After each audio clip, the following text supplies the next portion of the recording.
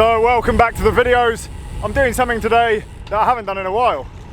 I'm riding on my own. Usually James is around today and we do a little bit of gravel together. But because his shop's so busy at the moment, he's just knackered, so he wants a day off. He's relaxing in his garden. So I thought I'd come out on the roadie, hit some hills. Feels like old times. Well, I don't know if I'm gonna ride hard yet. Beautiful day for it. Good times.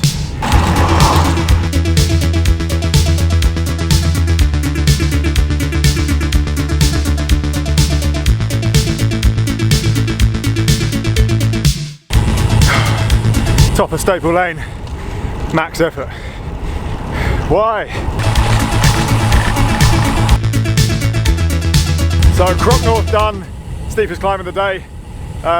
Went a bit harder than that one as well. You know when you get like a little taste of iron, like a kind of bloody taste in your mouth? Yeah, I reached that point. Now I'm gonna cruise back. I've had some amazing news. My Vietnam bike is back from the dead. Just got an email from the carbon repair place and we are in business.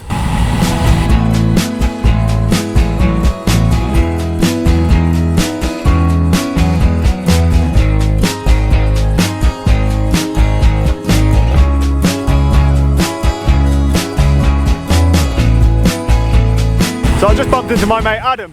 I used to work with Adam back a few years ago when I was working in a bike shop. Great little catch up with him, but it's meant I've done a whole another ride on top of the ride that I just did. So I did my 2 hours and then bumped into him and then did the same route again. Same climbs and everything. As you can imagine, I'm now pretty tired. I ran out of food, so I'm gonna eat the whole contents of my fridge. Regular viewers of the videos will remember that we went on holiday and then baggage handlers destroyed my bike. I think they ran it over with a forklift truck or something. They smashed up yours as well. Mine was more broken though, and I've had to get it carbon repaired. But today, I'm getting it back. I'm excited. Now it did actually turn out fairly expensive to repair because it was in 3 different places. Usually it's not quite as bad, but this bike is special to me because I rode it across Vietnam, so I wanted to keep this specific frame instead of just replacing it.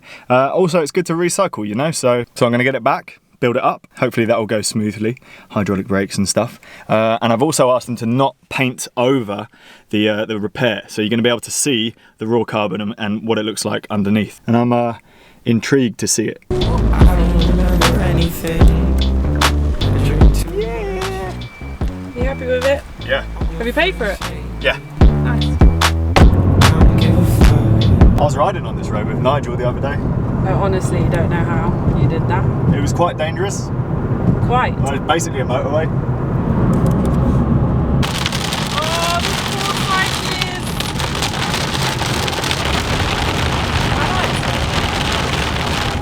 Poor lads! Sonia! Oh my god, I can't see anything!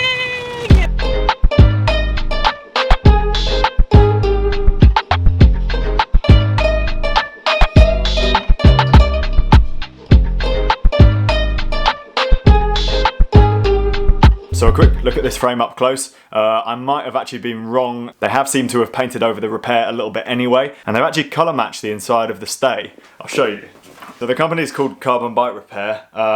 This is not an advert for them. I paid full price for their services. This is the area that was repaired. I can probably put a photo in of how it was before here. It was pretty So it was damaged on both sides. And if you look inside here, they've actually matched the grey. Which is quite a nice touch. I'm really happy with it and can't wait to build it up. Because the bike is important to me, I just wanted to get it rolling. The total repair job came to just over £300, but bear in mind that was 2 separate repairs. So if you've got a crack in a carbon frame, like on a top tube or something, the repair can end up being really cheap and definitely worth doing. They also do a paint service which completely replicates your current paint job. So they can literally leave no sign that it's ever been repaired. I've heard that carbon frames after a repair are often even stronger, so you're not sacrificing any strength or stiffness. They're very slightly heavier, obviously because they're using extra wraps of carbon. Imagine like papier-mâché, but with carbon fibre. Maybe one day we can go in there and actually have a filming session inside if they let me come in. So maybe after lockdown has relaxed, we can do that. But yeah, gonna get this built up and rolling again, and then my other gravel bike is looking pretty worse for wear.